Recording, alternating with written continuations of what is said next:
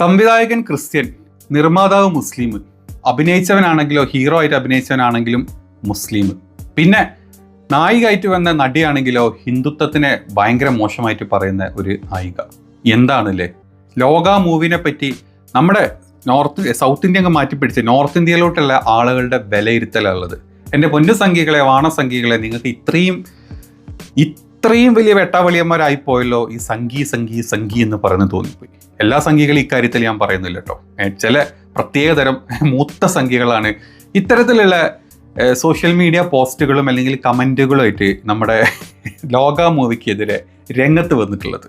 അപ്പോൾ ലോക മൂവി നിങ്ങൾക്ക് എല്ലാവർക്കും അറിയാം, 30 കോടിയിൽ ദുൽഖർ സൽമാൻ പ്രൊഡക്ഷൻ, അതായത് പ്രൊഡ്യൂസ് ചെയ്തിട്ട് നെസ്ലിൻ കല്യാണി പ്രിയദർശൻ അഭിനയിച്ച ഒരു മൂവിയാണ് ലോക മൂവി എന്ന് എല്ലാവർക്കും അറിയാം. അതുകൊണ്ട് തന്നെ ഈ സംഘപരിവാർ ചില പ്രത്യേകതരം കൃമികൾക്കാണ് ലോക മൂവി എന്തോ ഹിന്ദുവിനെ കുറ്റം പറയുന്ന മൂവിയാണ് എന്നുള്ള രീതിയിൽ, അല്ലെങ്കിൽ ആ രീതിയിലോട്ട് ഈ മൂവിനെ അവർ പിക്ചറൈസ് ചെയ്യാൻ ട്രൈ ചെയ്യുന്നത്.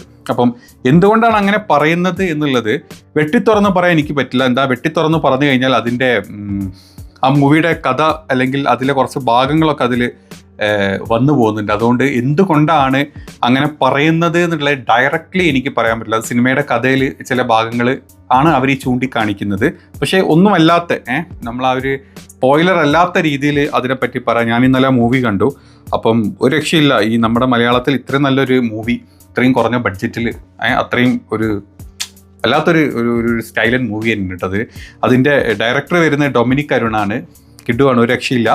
അപ്പം മൂവിയിൽ കുറച്ച് ഒരു ഹിന്ദു, ഒരു സിമ്പിളായിട്ട് പറഞ്ഞു കഴിഞ്ഞാൽ ഒരു ഹിന്ദു അമ്പലം കത്തിക്കുന്നത്, അല്ലെങ്കിൽ ആ ഒരു രാജാവ് കത്തിക്കുന്നത് എന്ന് നിങ്ങൾ വിചാരിച്ചോ, കത്തിക്കുന്നത് പൈസക്ക് വേണ്ടിയിട്ട് ഹിന്ദു അമ്പലം കത്തിക്കുന്ന ഒരു ഹിന്ദു രാജാവ് അതിൽ നിന്ന് രക്ഷപ്പെടുത്താൻ അല്ലെങ്കിൽ അതിന് എഗെയിൻസ്റ്റ് ആയിട്ട് വരുന്ന ഒരു പ്രത്യേക ഒരു സംഭവമുണ്ട്. അതിനെ പിടിക്കാൻ വരുന്ന അല്ലെങ്കിൽ അതിനെ എന്താ പറയുക ബ്ലോക്ക് ചെയ്യാൻ വരുന്നത് ഒരു ക്രിസ്ത്യൻ രീതിയിൽ നിന്ന് വരുന്ന ഒരാൾ. പിന്നെ അതൊക്കെ കഴിഞ്ഞിട്ട് അതിൻ്റെ അഭിനയിച്ച അല്ലെങ്കിൽ മൂവിയിൽ ഇങ്ങോട്ട് വന്നപ്പോൾ അഭിനയിച്ചതൊരു മുസ്ലിം നടൻ. ഇത്തരം കാര്യങ്ങളൊക്കെ പറഞ്ഞിട്ടാണ് ഈ മൂവിക്കെതിരെ നമ്മുടെ സംഘപരിവാര കൂട്ടങ്ങൾ പുറത്തോട്ട് വന്നിട്ടുള്ളത്. അതിൽ 1-2 കമൻറ്റ്സ് ഞാൻ വായിച്ചു തരാം, നല്ല രസമാണ് കേൾക്കാൻ. Kindly looking to legal remedies. This actress Kalyani പ്രിയദർശനെ പറയുന്നത് കേട്ടോ, has insulted Hindu gods and spread hate against Hinduism for money. Since she has been paid to do this on behalf of 8 groups that have funded the movie, there is clear culpability.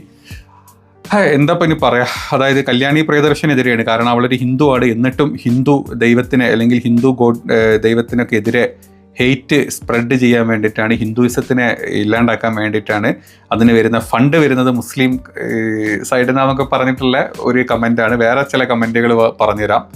അതായത് Mollywood can make a proper movie without Hindu hate എന്നും പറഞ്ഞിട്ടാണ് ഇട്ടത്.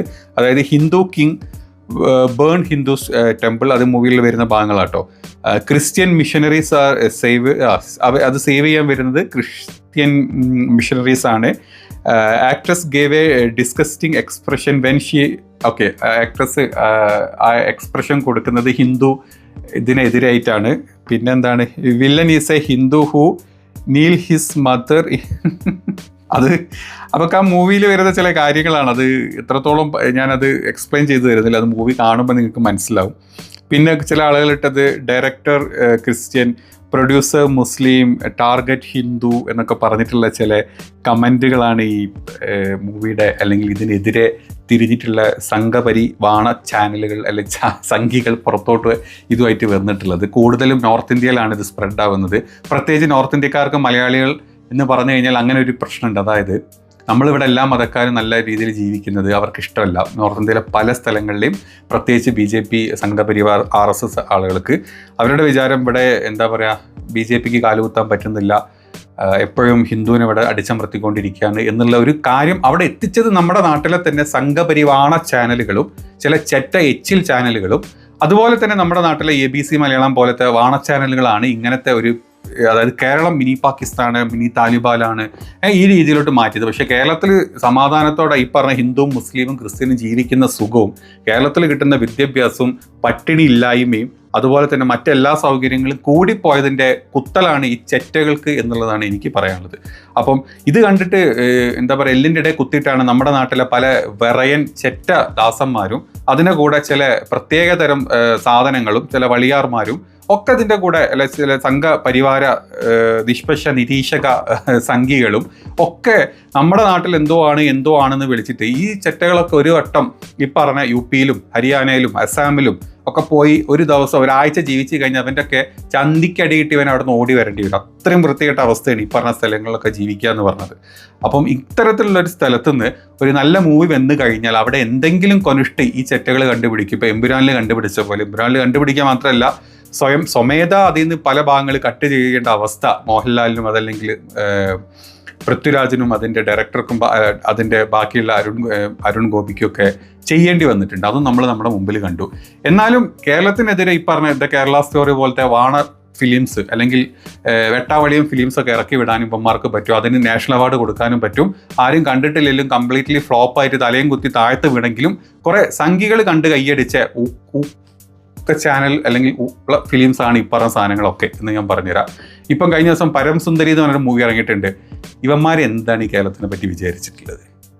എടുക്കാൻ അറിയില്ല, cinema എടുക്കാൻ അറിയില്ലെങ്കിൽ സൗത്തിലുള്ള cinema കണ്ട് ആ കഥ നിങ്ങൾ എടുത്ത് അല്ലെങ്കിൽ സൗത്തിനെ കണക്ട് ചെയ്ത് സിനിമ ഇറക്കി കഴിഞ്ഞാൽ എന്തോ ഉണ്ട കിട്ടും എന്നുള്ളത് നിങ്ങളുടെ തോന്നൽ. നിങ്ങളെ കൊണ്ട് പറ്റൂല, നിങ്ങൾക്ക് അറിയില്ല, അതങ്ങനെ വിചാരിച്ചാൽ മതി. ഇവരുടെ സൗത്ത് ഇന്ത്യയിലോട്ട് വന്നു കഴിഞ്ഞാൽ അത് മലയാളം എടുത്തോ തമിഴ് എടുത്തോ തെലുങ്ക് എടുത്തോ ഇപ്പോൾ കന്നഡ എടുത്തോ എല്ലാ സ്ഥലത്തും ഇറങ്ങുന്ന മൂവീസ് ഒന്നിനൊന്നും മെച്ചാന്നുള്ള കാര്യം നമുക്ക് എല്ലാവർക്കും അറിയാം. അപ്പോൾ പിന്നെ ഇത്രയും നല്ല മൂവീസ് വരുമ്പം അതിൽ ഈ പറഞ്ഞ പോലെ സംഘപരിവാണങ്ങൾ ഇതേപോലെ ഹിന്ദുയിസവും അല്ലെങ്കിൽ മുസ്ലിമും ക്രിസ്ത്യാനും ഒക്കെ കുത്തിക്കയറ്റി നിങ്ങൾ എന്തൊക്കെ കളി കളിച്ചാലും ഈ നമ്മുടെ നാട്ടിലെ BJP-ക്കാരെ ഞാൻ പറയുന്നില്ല, വേറെ കാര്യം. നമ്മുടെ നാട്ടിലെ BJP-ക്കാർ ഇങ്ങനത്തെ സംഭവങ്ങളായിട്ട് വന്നിട്ടില്ല. ഇനി വന്നിട്ട് നിങ്ങൾ കണ്ടിട്ടുണ്ടെങ്കിൽ ലോക മൂവിക്കെതിരെ ഏതെങ്കിലും നമ്മുടെ നാട്ടിലെ സംഘികൾ ഒന്ന് വന്നിട്ടുണ്ടെങ്കിൽ അതിൻ്റെ വല്ല ഡീറ്റെയിൽസ് ഉണ്ടെങ്കിൽ ഒന്ന് കമൻറ്റിൽ പിൻ ചെയ്തിട്ടുണ്ട് കേട്ടോ, ഞാൻ നോക്കിക്കോളാം. പിന്നെ ഇത് കൂടുതലും കണ്ടത് അങ്ങ് നോർത്ത് ഇന്ത്യയിലോട്ടാണ്. കാരണം നോർത്ത് ഇന്ത്യയിൽ ഒരുപാട് റിവ്യൂവേഴ്സ് ഈ മൂവിനെ ഒരുപാട് പ്രൈസ് ചെയ്തിട്ട് നല്ല നല്ല വീഡിയോസ് ഇറക്കിയിട്ടുണ്ട് ലോക മൂവിനെ പറ്റി. അപ്പോൾ ഇവന്മാരൊക്കെ പലരും പോയി മൂവി കണ്ടിട്ടുണ്ട്. കണ്ടപ്പോഴാണ് ഇവന്മാർക്ക് ഞാൻ ഈ പറഞ്ഞ പോലെ അതിൽ ചില രംഗങ്ങൾ കണ്ട് കുത്തിയത്. പക്ഷെ അതിലൊന്നും ഒരർത്ഥമില്ല എന്നുള്ളത് ആ മൂവി കാണുമ്പോൾ നിങ്ങൾക്ക് മനസ്സിലാവും. വെട്ടിത്തുറന്ന് പറയാൻ പറ്റാത്തത് കൊണ്ടാണ് അതിൻ്റെ കഥ, അത് സ്പോയിലറാണ് എന്നുള്ളത് കൊണ്ട്. അപ്പോൾ എൻ്റെ പൊന്ന് സംഘപരിവാണങ്ങളെ ഈ കൂടെ ഒരു തരത്തിലുള്ള സ്റ്റാൻഡേർഡും ഇല്ലാണ്ട് വെറും ചാണകപ്പുഴുക്കളാണ് നിങ്ങൾ എന്ന് പറയുന്ന രീതിയിലോട്ട് തരംതാന്ന് വൃത്തികെട്ട് ജീവിക്കേണ്ട അവസ്ഥയിലോട്ട് നിങ്ങൾ എത്തിക്കൊണ്ടിരിക്കുകയാണ് ഇപ്പം. അതിന് ചുക്കാൻ പിടിക്കുന്ന ആരാന്ന് നമുക്കറിയാം, ആരാണ് ഉമ്മാരെങ്ങനെ മോൾഡ് ചെയ്ത് കൊണ്ടുവന്നതെന്ന് നമുക്കറിയാം. എന്താണെങ്കിലും വല്ലാത്തൊരു കഷ്ടമായിപ്പോയി. പോയി തൂങ്ങി ചാവ്.